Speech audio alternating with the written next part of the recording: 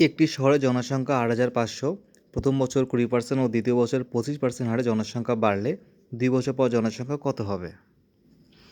আমরা পেলাম পি ৮৫০০, আর এর মান পেলাম দুটো, একটা হচ্ছে 20%, একটা হচ্ছে 25%, আর এন হচ্ছে 2 বছর পর জনসংখ্যা কত হবে, এন হচ্ছে 2।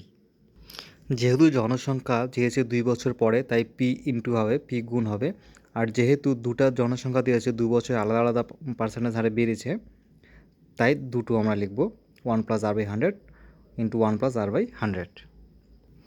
দেখো মানগুলো বসিয়ে দিলাম। এবার দেখো 20/100 মানে হচ্ছে 1 + 1/5, আর 1 + 25/100 মানে হচ্ছে 1/4। এবার এই দুটো সমাধান যদি করি, আসবে 8500 ইন্টু 6/5 ইন্টু 5/4, 5 5 কাটা, 4 দিয়ে যদি আমরা এটাকে কাটি 2125 আসবে। এবার 2125 ইন্টু 6, গুণফল আসবে 12750। অ্যান্সার হয়ে যাবে অপশান ডি।